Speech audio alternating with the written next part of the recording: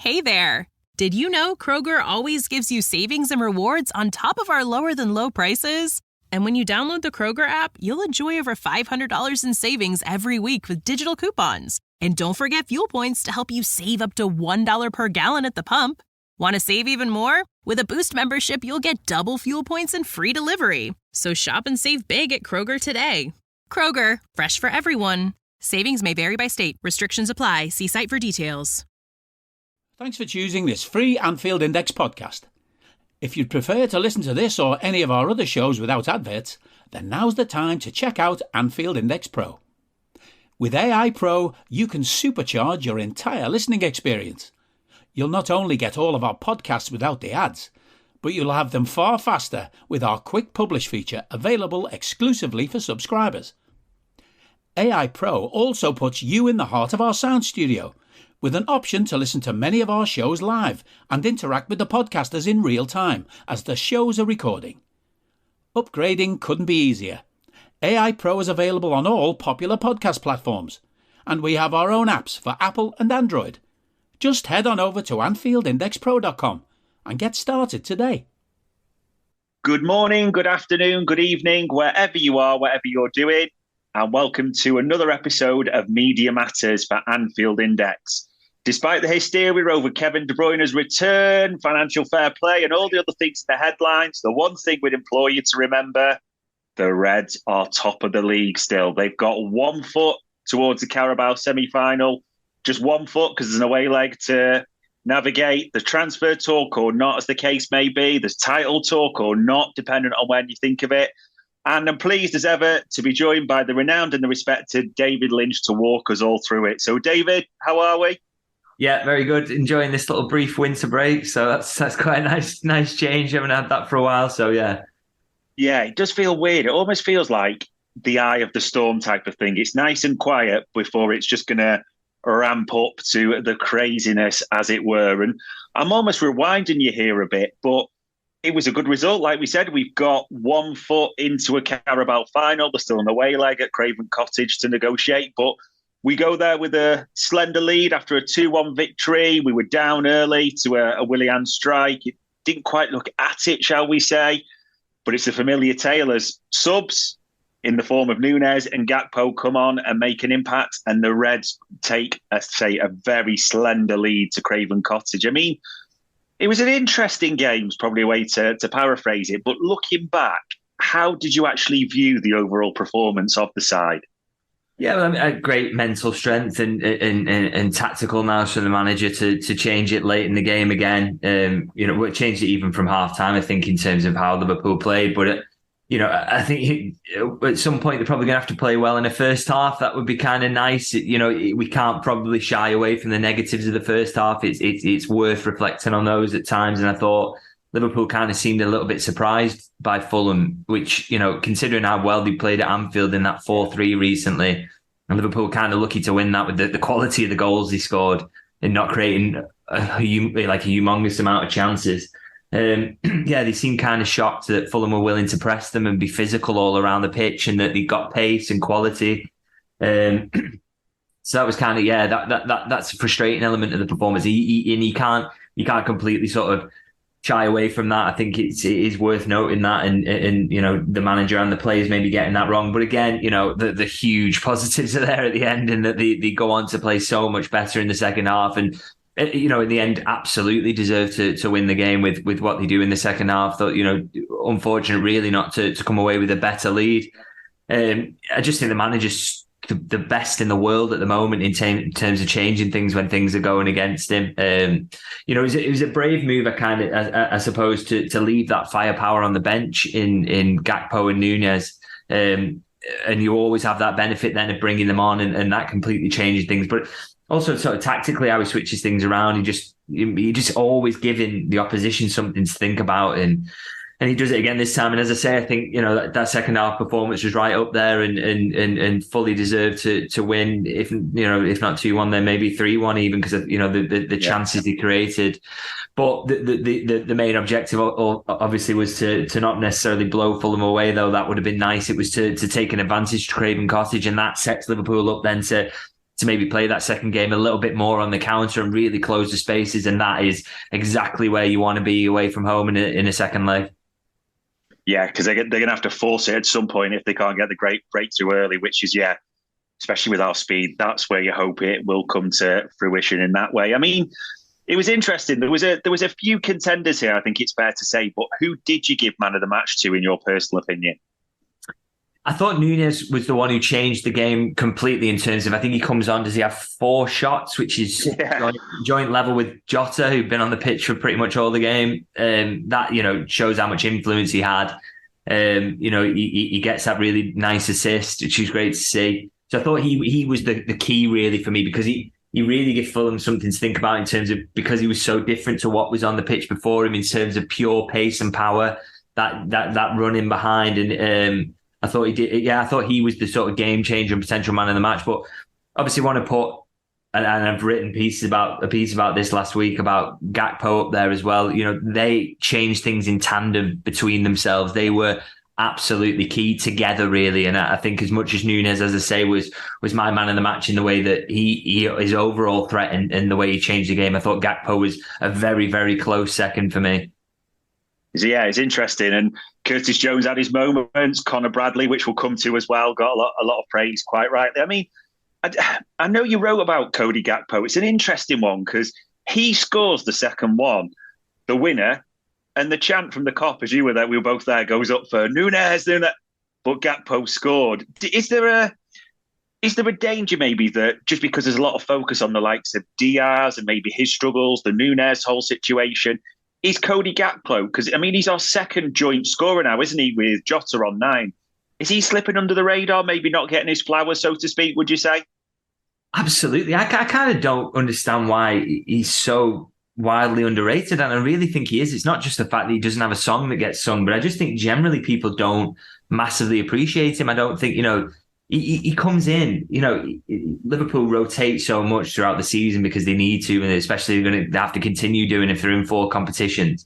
But, anytime you see him on the team sheet, you're never disappointed. I always think he plays well. I think he's, okay, well, he's not going to play well 100% of the time, but I always think he's sort of in and around that 7 out of 10, as a minimum. He gets goals in big games, in big moments. He's composed in those moments. I love the way he helps out in build-up. I think he's, I think we've spoken before on this podcast last season about his Firmino-like qualities to drop deep and hold people off and link play in that way. And he's so intelligent. And the fact he's joint second scorer with Jota there with 9, and he's been playing in midfield quite frequently this season as well, and doing a decent job there at times. I just think, he's so versatile, never complains, so many great elements to his game. Against Fulham as well, actually, he spends a lot of time out wide right, which is not something I would have put in his skill set. And I thought he was so dangerous out there. The way he linked up with Connor Bradley, that threat down the right-hand side was really decisive late in the game. It really gave Fulham something to think about. And you almost get the goal there where Nunez is very unlucky with the link up with Bradley down the right. So I just think he's brilliant, versatile, intelligent. He's got strength, quality, he can finish. He's just got everything you want from a forward. And the fact he's only 24 as well, he's going to get even better. I just kind of the only thing I wish really was that he got a little bit more praise and recognition from Liverpool supporters. I think he's a wonderful player, and he does go under the radar. He does, in comparison to Nunez, Jota, even Diaz, and obviously Salah, of course. So I just think he's an absolute, he's a top player and well worthy of being part of those forward options, and he never really lets you down. So yeah, top player and deserves more recognition. There's the interest, and you use the word a lot, which I always think for Cody Gakpo, versatility, that's the word that comes up. And maybe he can be a victim of that, being played in different positions. It can be difficult to adapt, like you said, to the midfield, then the forward line one week or the next. If you were pressed, where would you say is his best position for Liverpool? If he was going to start, where do you think Gakpo would actually say, yeah, that's my main position, that's where I want to play? I mean, I guess from his perspective, he'd probably say the left wing in terms of he played a lot of football there for PSV. But for me, I really like him in that centre forward role with Nunez on the left. I think it worked really well back end of last season. We've seen it a couple of times this season, and I like it. I just think it completely replicates the dynamic you had previously with Firmino. and then a finisher on the outside in Mane. This time Nunez instead, that threat in behind, pace and power and an ability to get into goal scoring positions inside the box. I just think he's tailor made for playing that false nine role with Salah and Nunez either side of him. Maybe we will not. We won't be seeing a lot of that over the remainder of the season. Klopp really does like Nunez in that centre forward role and wants to put him there. And Nunez has taken some big steps in terms of his ability to link play from that position, but he is always wanting to go in behind there a lot as well. So it's kind of, I just think Gakpo offers something completely different there. And I think the problem is when he plays there and you don't have a Nunez on the left-hand side and you maybe have Diaz, is that you lack a lot in behind. And that's maybe what's, discouraging the manager from going with it.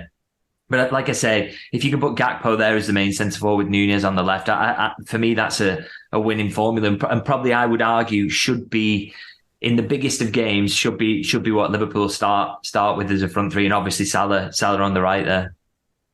Yeah, it's interesting. It's good though, because it means all the front five options, we call them, we separate Salah naturally from that, but they're all sort of bubbling to a certain level now. They're all having impact, especially at a time when Salah is away, which is important. And I mean, the positives continue. And I can be guilty of this. Conor Bradley, I mean, he had a great cameo against Arsenal. He was really good in this one. He got singled out by Jurgen Klopp. Is there a risk we could be getting too excited almost and putting like, this is Trent's cover, we could move Trent up, or like this is, solves a problem? Should we be that excited, or do we just need to temper it for Conor Bradley?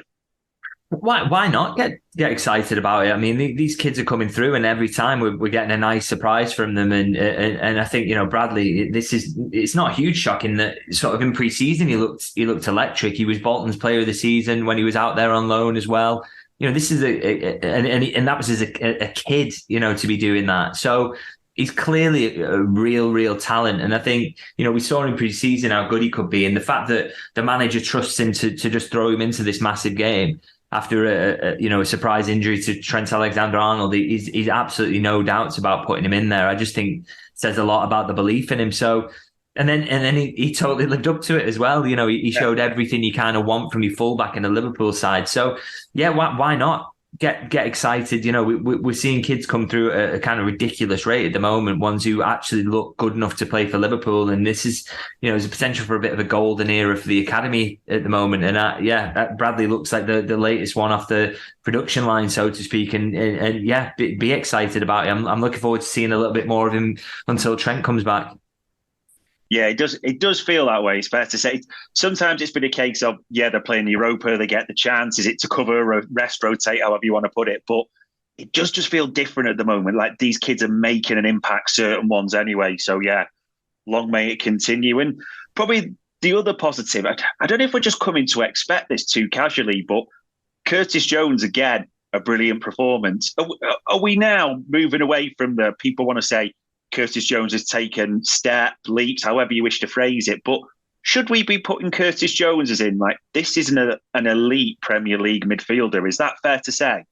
Yeah, well, I think maybe since the back end of last season, in terms of, I think it's no coincidence he comes into the side and Liverpool's form, completely transforms in that back end. I know the change of system had a lot to do with it, but also I thought Curtis Jones coming in added real solidity and intelligence to that midfield. And I think he is an elite Premier League midfielder. I think, basically the Liverpool and the coaching staff, Jurgen and his coaching staff, they've ended up with what they wanted, which is basically a Genie Wijnaldum type, and they've moulded him, they've changed his game, and I think he absolutely has become that, because it's he wins his duels consistently, always seems to end up with a passing accuracy above 90%, never gives the ball away basically, and he's also got that threat that he had since he was in the academy in terms of his ability to drop the shoulder and break the lines, which is not something you saw a lot of from Wijnaldum.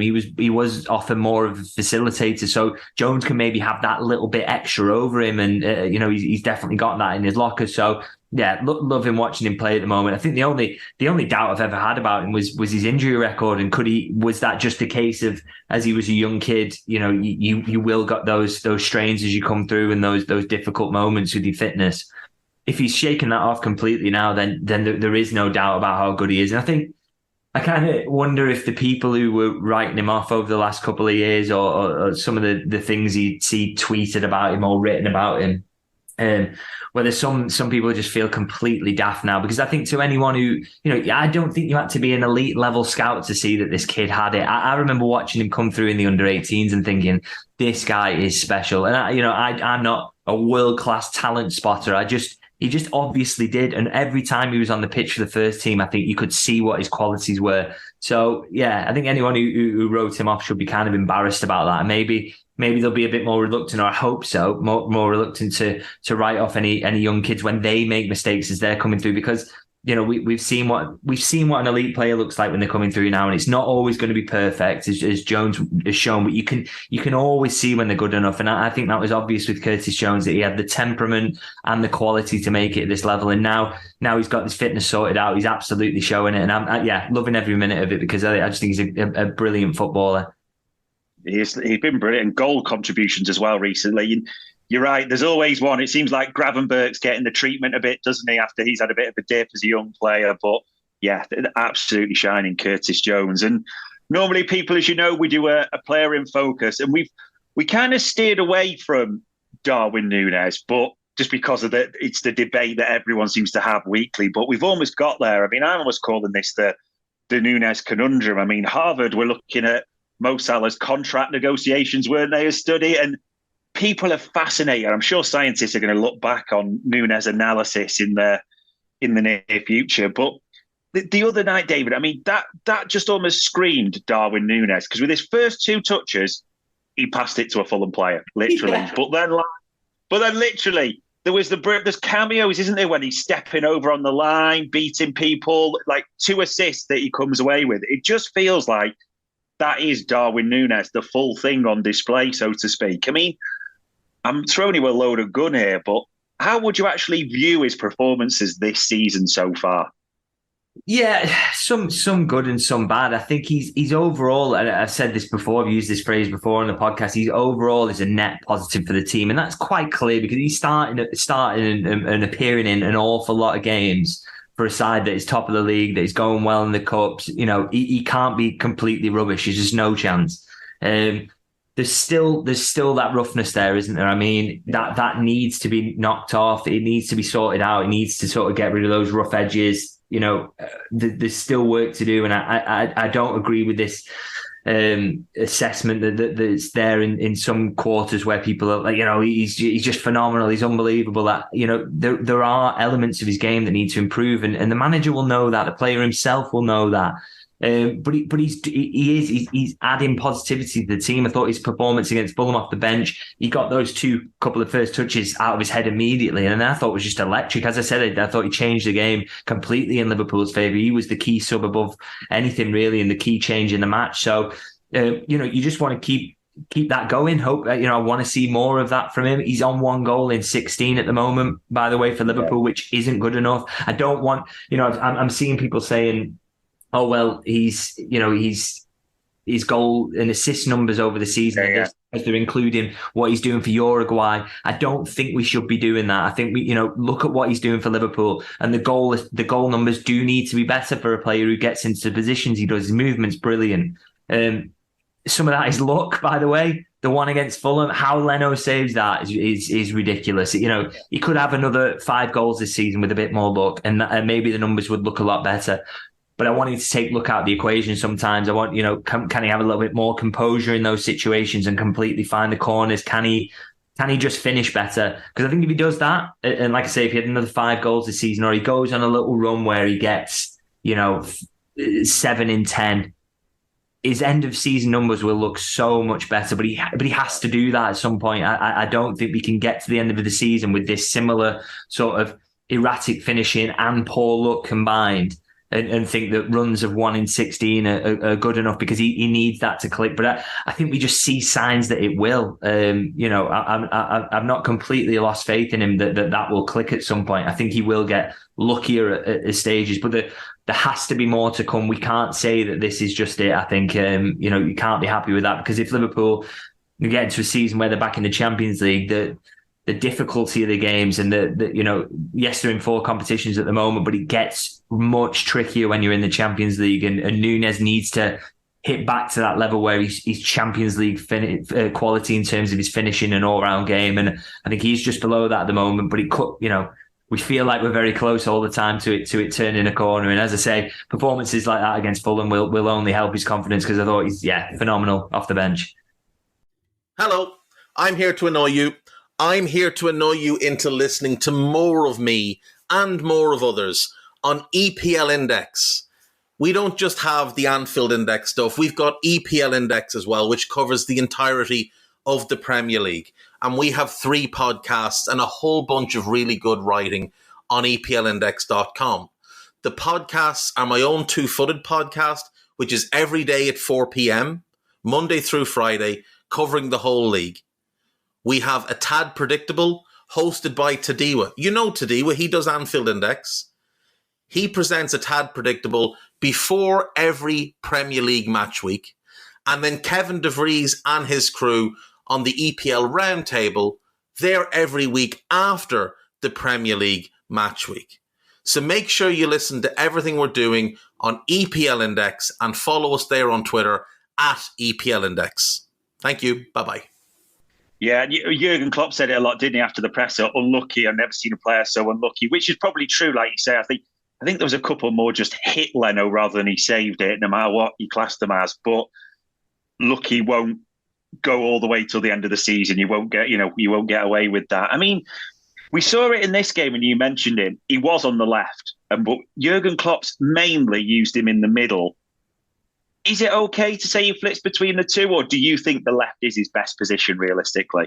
I like him on the left more at the minute, but just because I think it masks some of his weaknesses. I think, there are still weaknesses to a game that are obviously constantly being worked on in training. And I suppose the manager would say, well, if you're working on his weaknesses as an out-and-out number 9, you've got to play him there in games. You've got to give him that experience. And that would be a completely fair argument. But as I say, I think in the biggest of games, kind of like him just being pushed out to that left position. As I say, I think it does mask some of his weaknesses. I think he finds it easier to find the offside line when he's in a wide position. You can judge it because you're looking all along the line. That is easier for him than when he's centre forward. And in terms of some of the sloppiness of his build up, again, that gets masked. And it's easy for Liverpool when he's in that left side to just think, it's like Sadio Mane. You're just putting him in behind to put him into goal scoring positions. He's doing that out to in run that really he's good at and really suits him. And that and he likes to finish that one into the far corner as well. Again, that is probably one of his favourite finishes. So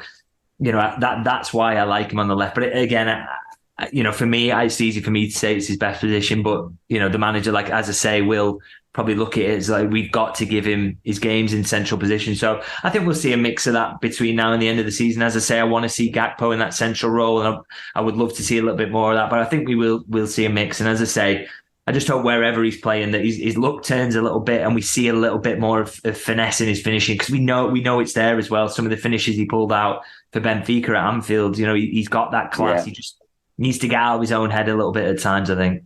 Yeah, it's like you say, whether it's his own head, composure, whatever it may be. And I mean, he's a top assist maker, isn't he? He's got 10 so far this season, so he's above Salah, he's above Trent. Whether it's left, middle, wherever he's going to play, do you get the feeling that if Liverpool are going to have a successful season, or it's going to be defined as such, he's going to be central, and it might even need to turn a bit if it is going to be defined as central, or successful, I should say, for him? Yeah, absolutely. They need him to keep up those numbers in terms of he has to be keeping up these goal contributions. If he's not scoring, he needs to be assisting, and we hope he is scoring as well. If you can get that right, then we've got an absolute monster on your hands, really, haven't you? He needs to, he absolutely needs to keep up those numbers. And I think the interesting thing is about the assists as well. If you go back and you look at them, the composure he shows in some of them, he's not just lashing the ball across the box and it's bounding in off someone. Some of these are really picked out passes. Really takes a second to compose himself and put the one for Gakpo against Fulham, I thought was great in terms of he just dinks it over the defender's foot. It's perfectly for him to sweep it in. It's exactly what a striker wants, the ball to just bounce in front of them like that so they can sweep it home in that position. So it's just mad that he can't find that in his finishing at times, or it deserts him on occasion. But yeah, as I say, I think we're close to the click now, and I think, like I say, all he needs to do really is keep those goal contributions up. If he doesn't score between now and the end of the season, but he gets another 15 assists, then that's absolutely fine if that's what he's going to be, because Liverpool will probably be scoring enough goals in those circumstances. Yeah. Your one worry is that, Manchester City come to Anfield and he misses a 1-on-1 in the 90th minute at 0-0 and Liverpool lose the title by a point. That's the kind of situation you fear, really. So, hopefully that's why you want the finishing to turn and him to get on a little bit of a run, because you just fear that big moment will hurt him at some point. But he's getting goal contributions at the moment, and I think that allied to everything else he adds to Liverpool in terms of overall threat and his defensive work as well. Yeah, he is that net positive. We just want a little bit more from him, and I feel like he could get on a little run between now and the end of the season. I'm hoping for it anyway. I think the ultimate thing with the Nunez conundrum is nothing would surprise you really before the end of the season, or like whether it's like say net positive, however it goes, we have a run of both. But he's going to be key because Darwin seems to be key to everything with Liverpool a lot of the time. So it will be interesting to watch. And transfer updates for everyone listening, we're not avoiding that. It's still the same lines around this. As we all know, there's no one set to come in. I mean, outgoings wise, it still seems to be a sort of a lone situation, players moving around, David. So I know you've written a few bits on that Carvalho's gone to Hull, Chambers to Wigan now as well.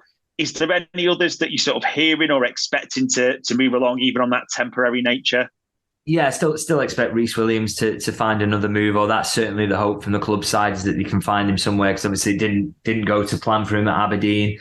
In terms of whether it opens up opportunities for other kids to maybe go out is a kind of interesting one. I mean, I said, I think on the last podcast, that I thought I expected Luke Chambers to go because Owen Beck was coming back. Yeah. One that kind of interests me, and I maybe wouldn't fully rule out, is the possibility of Owen Beck going back to Dundee.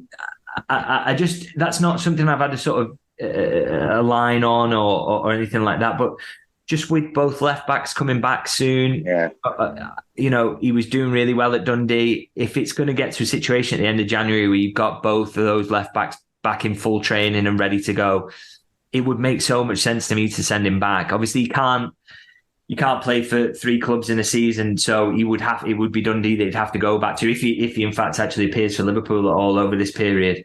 But yeah, that's one that I just wouldn't fully rule out, because I know they see the value of him sticking around and being in training, but if there's 2 left backs ahead of him, it just doesn't maybe seem right. And I just wonder whether that would be something we could see right at the end of the window, because I kind of hope that does happen for him, because I think he was doing so well. They've disrupted it a little bit now. Dundee would love to have him back. So that's one to maybe keep an eye on.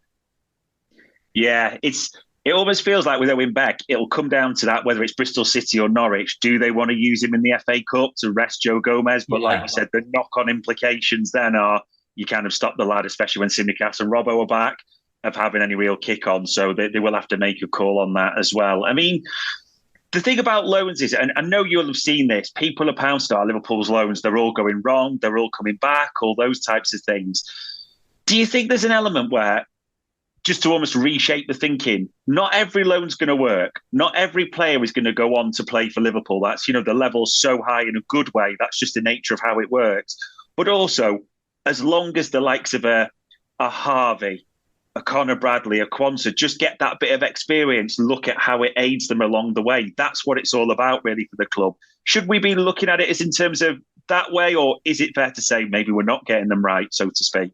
Yeah, no, I think it's fair to criticise. I don't think everyone should be protected from that. Like, for example, the Reece Williams loan to Aberdeen, Liverpool will look on that and think that was a disaster, that didn't go well. We'd done well with sending Leighton Clarkson there.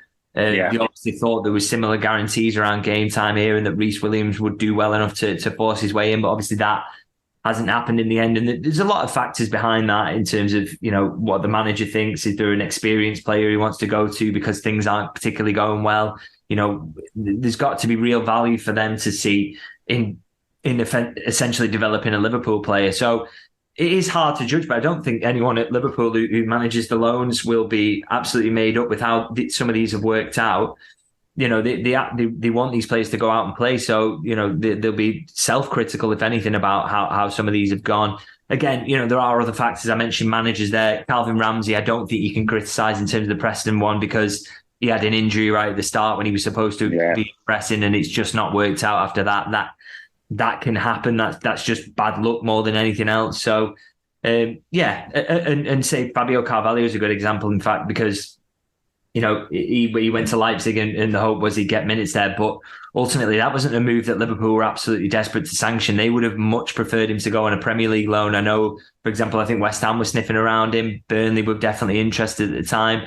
Liverpool would have 100% would have preferred to sanction a local move, really. But it was the player and the player's representative had really pushed to get into Leipzig because Leipzig had tried to sign him from Fulham when he initially left. So, they were desperate to get him out there, thinking that he would be guaranteed minutes because he was so loved by the hierarchy there. And obviously that didn't work out in the end. They signed Xavi Simons, who took a lot of minutes from him. So things like that can happen. I think but it's all about, the one good thing you can say about Liverpool around this is that as soon as it isn't working out, they bite the bullet, bring them back and try and find them another move. And they've already done that with Carvalho. That's the aim with Reece Williams. Be interested to see what happens with Calvin Ramsey, whether a similar thing in terms of they can fire him out towards the end of the window. So I think that's where they deserve praise. But I don't think you can say, you're not being overcritical by saying some of these loans haven't worked out, because they haven't been moves, and for some of those players they've lost 6 months of their career. So it is fair to say that and point that out. And Liverpool will want to be better in picking loan moves going forward for some of these players, even if there are factors that are out of the control in some situations. Yeah, absolutely. It just seems about regular football, doesn't it? Whatever level that may be, about picking it carefully. And it was kind of a question, but I think it was fair to link it to this. I like what was asked. With Bradley and Quansah and their breakthrough recently into the team, do you think those two have played a part or an impact in changing the summer thinking, as in, will Liverpool think, hold on, is the centre-back we want such a priority, or what standard, or the same with right-back? Do you think they have had a knock-on effect into the summer at all, or is it will still be, no, they're just another option in that regard? No, absolutely. They should be. I mean, if Liverpool are thinking about centre-halves, surely Joel Quansah comes into your thinking as, well, do we need another centre-back? Do we desperately need one? I think it'd be madness if he hasn't come into the thinking in that regard. Now, the best judgment of it will be sort of, obviously, they watch him every day in training, so they see weaknesses that we've maybe not seen. They've seen elements of his game where they might think he's not gonna cut it here. Maybe we relegate him to fifth choice for next season. He gets the odd game, and then we bring someone else in who we've got a little bit more faith in. But I absolutely think that the academy players will be having an effect on the thinking around transfer business, because that is how it should be. That's how Curtis Jones ends up in the midfield, because you don't sign someone to block his pathway. Those are decisions that managers have to make all the time. And so, yeah, absolutely, these two will be affecting things. But it's that judgment call won't just be made on the basis of the games that we see. It won't be just Joel Quansah over the remainder of the season, how many games he plays. Bradley for this, probably maybe 2 or 3 more games that he gets before Trent is back, and then we probably don't see him between now and the end of the season, if we're honest. I think it's everything that they do in training around that, and whether they, Conor Bradley in particular, can he make a case to be Trent's backup next season, move Joe Gomez back to being basically a pure centre-half backup, and then all of a sudden your defence looks a lot stronger if Bradley is good enough to play that role. As I say, I can't judge that. I really like what he did against Fulham, and I like what he did in pre-season, but we will have to see in terms of whether he's shown consistently in training that he is good enough to be that backup into the coming season. But it 100% with this manager is always a factor to think about, is that if he can get someone from the academy he thinks is good enough, he won't just go out and buy for the sake of it. And I think it's not just saving money for Liverpool. It's not just about that, or FSG being cheap. It's which I know some people will categorise it as that. It's about the fact that if you can get Conor Bradley to be Trent's backup, Joe Gomez doesn't have to do that anymore. He moves into centre half. Suddenly your options there are a lot less. You've got 4 really top quality options. It protects Joe Gomez from injury a little bit more. It really looks after your players in there. You're looking really, really strong in defence there, and you haven't spent any money. And then all of a sudden, if they do find something in midfield, they want that Thiago replacement because he's going to go. Or they maybe think they want another attacker who's maybe younger, who can succeed Salah if they keep Salah for another season, or maybe if they have to replace Salah, of course. all that money is then freed up to be ploughed into that area of weakness. And I just think that's the benefit of having an academy that's producing players. And I'd really love for both those two to go on and be mainstays in the first team, because I think there's nothing more exciting than getting someone through the academy. And as I say, that even frees you up for a superstar signing like maybe Kylian Mbappe on the left-hand side, maybe. Someone's going to be twitching this or doing that. But yeah, that is not us advertise anything. But yeah, no, it is right. Like the money they'll save, especially at how much would a Jarell Quansah fetch right now on the market, based on what we've seen. And like you said, the knock-on impact, smarter investments, less chances taken as well. So fingers crossed they are in this conversation when we're talking about it at the end of the season as well. And I mean, speaking of the end of the season, we asked you just after the City game, stick or twist, didn't we? We said, would you take it now if we offered you second and 1 or 2 trophies, or would you just let it roll for a title chance? We called it the title teaser back then. I might be wrong, but I'm guessing the answer ain't changed at all from what you've answered after City. No, absolutely. Let it go. Like I just think they're going so well, aren't they? And there's so much to look forward to. And I just think Liverpool in this period as well, if you can just get through these next couple of games in particular, have got so many players coming back that the squad's going to suddenly start to look stronger, and they'll look in good shape to really kick on. So I think it's just a really exciting time, and I've got so much faith in these players and this manager that. Yeah, absolutely. Let it roll on and see what Liverpool end up with, and hopefully that's a couple of trophies, and one of them being the Premier League title. See, it's a strange one because we've mentioned all these players. I mean, we've analysed players individually, and we kind of mentioned him in snippets. But the one person for this season that you think is going to bring the success, we probably haven't maybe talked about Jurgen Klopp that much, but. As you said, if you think back like a year ago, it was about a year ago, he was almost apologising away at Brighton, wasn't he? Like hands to the fans, chanting his name, and there was worries about what it might be. Fast forward a year now. I mean, it just seems, I don't know what you think, almost revitalised. He looks energetic, refreshed. And also, like you mentioned, I can't think of another manager that's getting the subs almost right 99.99% of the time. Is he getting overlooked a bit in regards to what's happening? I won't say Jurgen Klopp's back because that indicates that he went somewhere, but it just revitalised would be the word I'd use. Does that seem fair? Yeah, it looks like he's enjoying it a lot more, but I suppose that's not particularly surprising given that he's a uber competitive football manager and who never wants anything else but to win. I just think it's great to see him back, and he is clearly enjoying the process of not just the fact that Liverpool are winning all the time, the process of sort of developing this team. He's talked a lot in press conferences recently about sort of some of those early season struggles, like the game against Tottenham or so many games where they got so many red cards in the early part of the season. They had a lot to sort of get themselves through, and how that shaped his squad and sort of that adversity really has brought them all together. He seems to really enjoy that element of it, of like of building a team in that way and building a team for the season. And this is our squad. This is what we've got. What can we win together as a group? And yeah, he seems to be absolutely loving that. And I think again, similarly to the Curtis Jones thing, actually, I mentioned this, just because I've got an axe to grind. But I saw so many tweets last season about, Klopp's got to go. That he's clearly he's not the man for the job anymore. He's hit a brick wall. This is, he should step down. Blah blah blah. He was like, again, anyone who said that should be possibly banned from having opinions on football, because I can't believe that anyone doubted him. I mean, he's not just off the basis of his track record, but even last season, it was so obvious what Liverpool's problems were. Yeah, he couldn't spell it out in press conferences because he couldn't go. Jordan Henderson's legs have completely gone. Fabinho is finished. My midfield is a complete issue that I cannot solve with what I've got. He can't come out and say that. But it was clear that he didn't enjoy losing. He was tetchy, and he knew what was needed to get back there. And he's consistently shown as well that his ability to build a team. And the fact he solved it in one summer, pretty much. I mean, Liverpool may or may not. I'm sure they'll win something this season, but they're clearly back to performing at that ridiculously high level again. And I just think there was never ever in my mind even any doubts whatsoever that Jurgen Klopp wasn't the right manager to turn this around. And Liverpool's so lucky to have him. And I'm sure they'll find that out when he leaves, actually. And the fans who maybe underestimate that will get a rude awakening on that front. But it's, as I say, I find it absolutely incredible that anyone doubted him. And I certainly personally never did.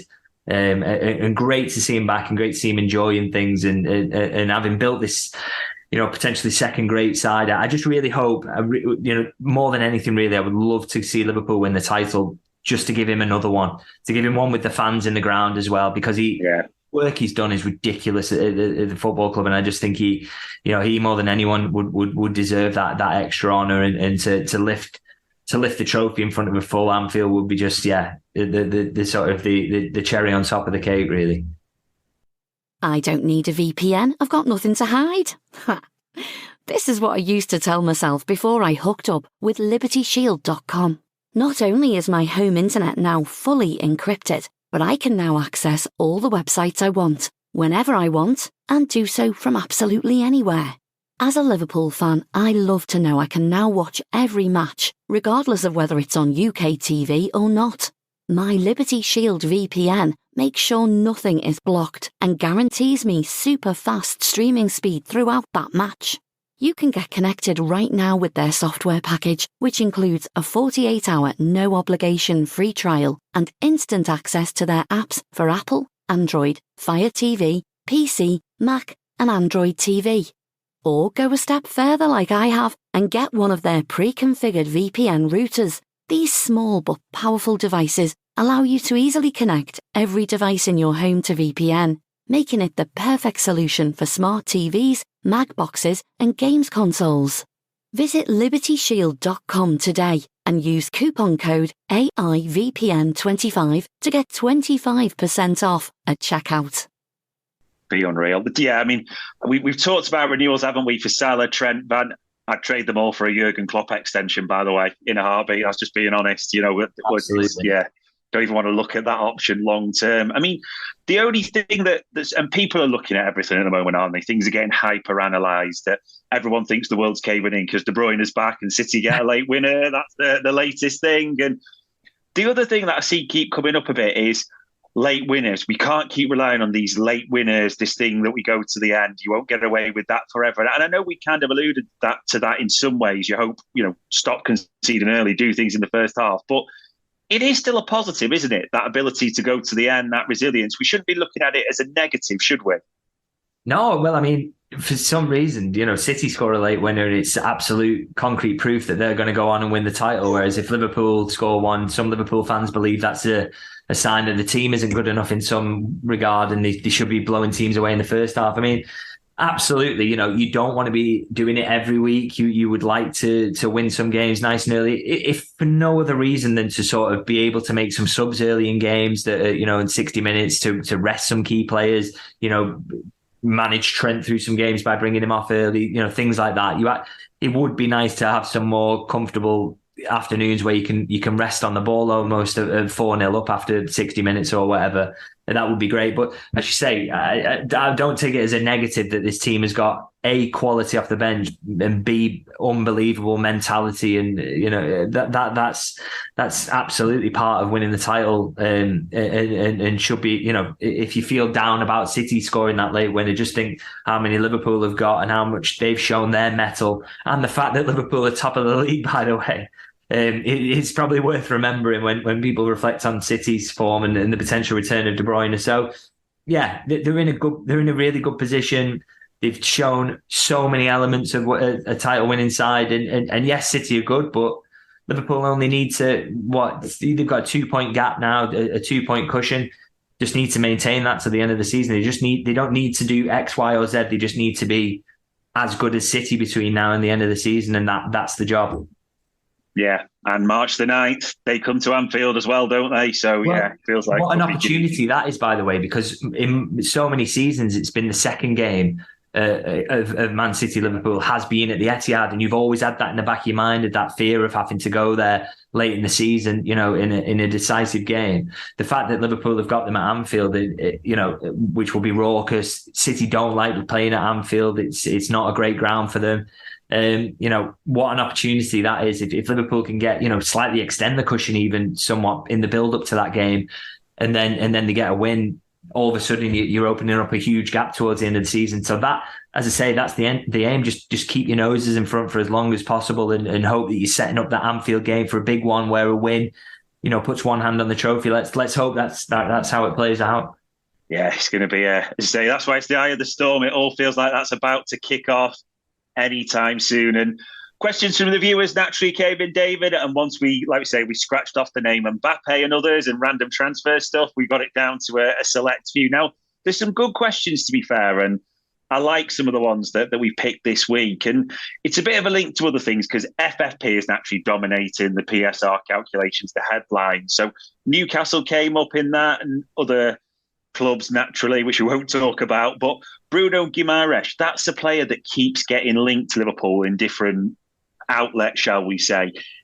For your knowledge, is that a player that Liverpool have an interest in at all? Would it be fair to say? Yeah, I know 100% they liked him at Lyon, and he was one of the options they considered in the midfield before sort of eventually passing on him. And I think probably when they saw on the strength of his performances at Newcastle, they may have maybe regretted that, because I think he's been quite good. But that said, in terms of him possibly being available now, the number that's being thrown around is 100 million.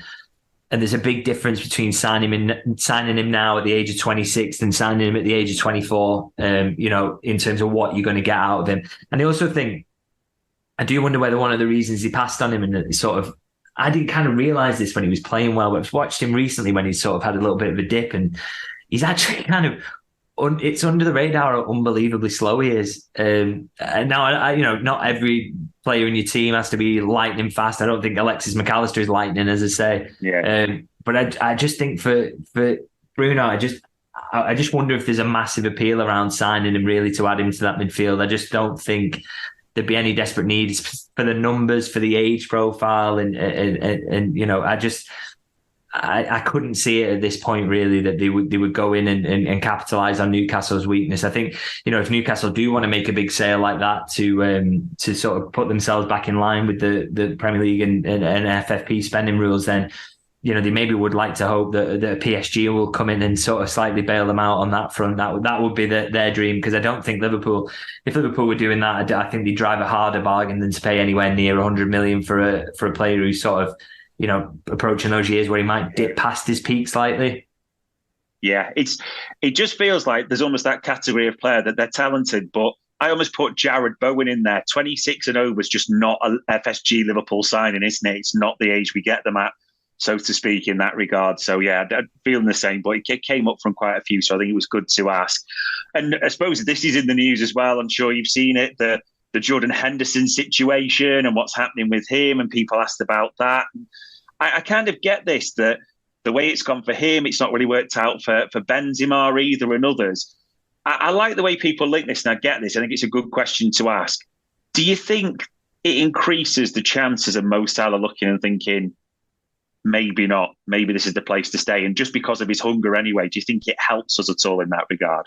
Absolutely. I think that's a fair point. I wrote something sort of making that similar argument actually last week, where I just don't see how he can look at this project and think it's anywhere near far enough along to make it worthwhile sacrificing some of the best years of his career. I mean, there's a decline coming at some point with Mo Salah. It's absolutely is in the post. It's going to happen. He's not that superhuman as good as he is. Yeah.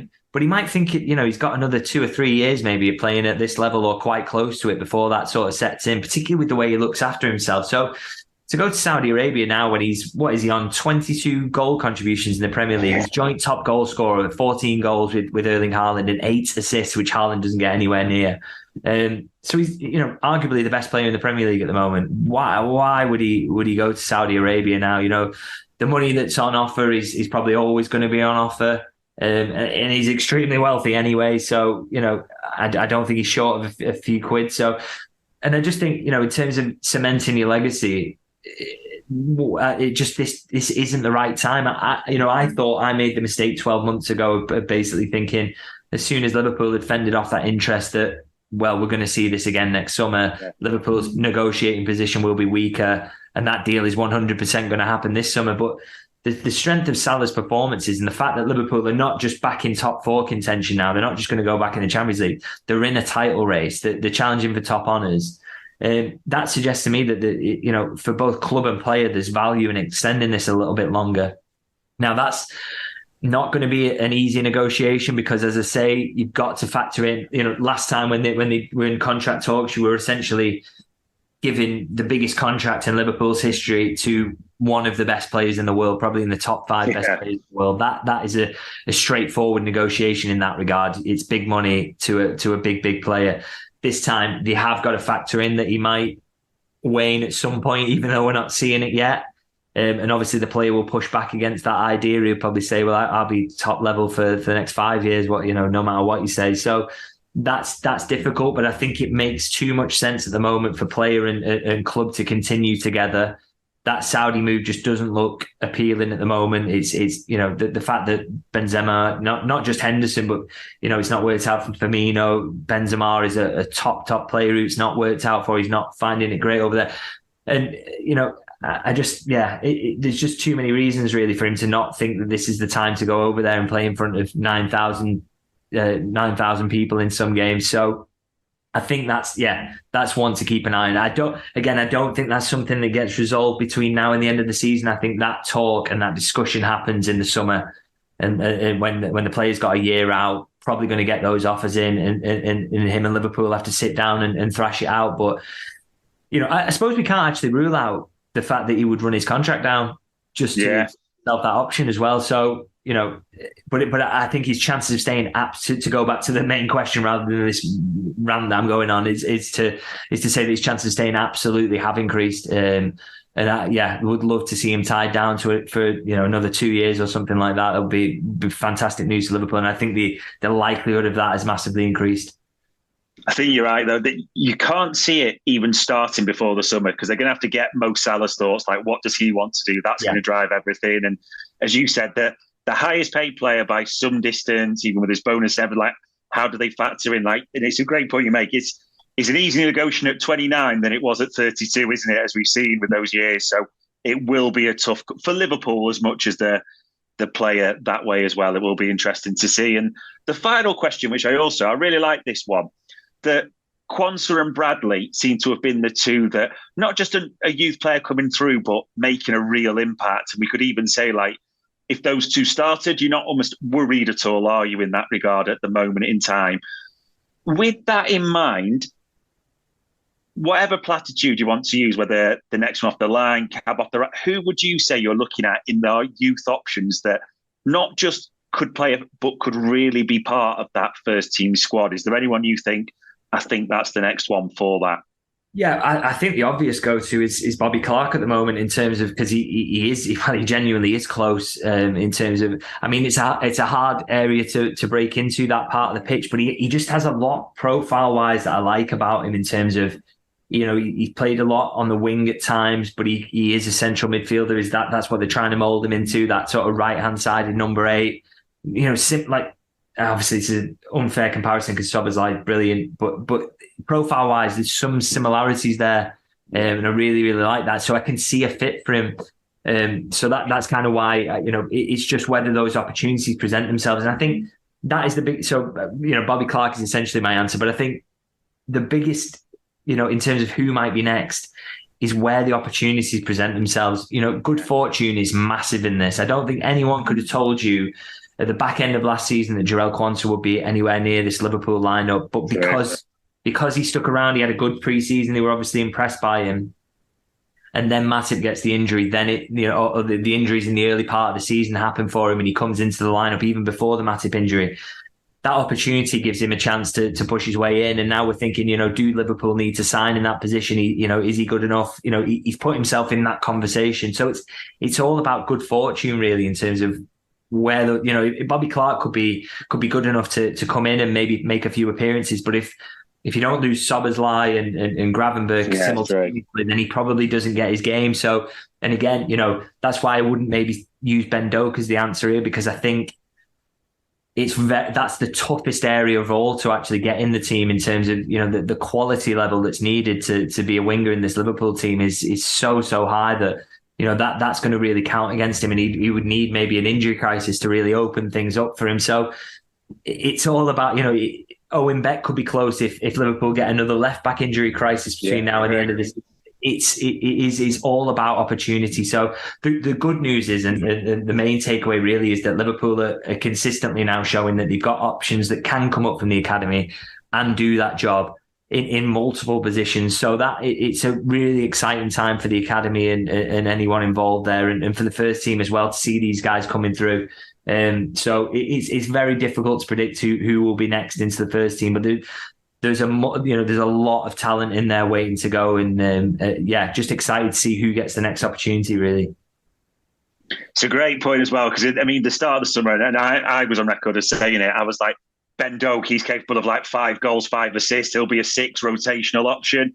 Not his fault, but I say injuries are more luck and more the way the other 5 have performed ultimately, in the season that's come into it. And I'd probably had Quansah going out on loan late with that 5th forward they were talking about all summer. 5th defender coming in, the youngster inexperienced with many names that we went through. But like you say, it's just sometimes the injuries, the opportunity, and do they get the foot in the door that way? And maybe Connor Bradley, through his unluckiness at the start of the summer, but now he's forced his way in, and more than forced his way in, hasn't he, into the thinking that way. So it will be interesting to see, no doubts, and a lot to unpack still. And next time we're going to speak, David, it will be after Bournemouth, the Super Sunday game, isn't it? The Reds are back in action. We'll be gearing up as well for the second leg of the Carabao, and hopefully talking about Wembley day plans, things like that as well. But as ever, all it leaves me to say is thank you for your time and your insight as ever. It's much appreciated. Thank you for having me. And ladies and gents, that was another Media Matters for Anfield Index. We hope you enjoyed listening to this Anfield Index show. Please be sure to subscribe to our channel so future podcasts find their way to your device automatically. There's nothing quite like fan engagement, and we'd love to know what you think of anything discussed on this show. The best way to get in touch is over on our free Discord community, where both podcasters and listeners debate the hottest LFC topics 24/7. Sign up free now at AnfieldIndex.com/Discord. You won't regret it. You can also follow us on Twitter at Anfield Index, and find us on Facebook by searching for Anfield Index. Oh, and before you go, we'd love it if you could leave us a 5-star review on your favourite podcast app. It only takes a couple of seconds, and it means the world to the people who create these free shows. Sports Social Podcast Network.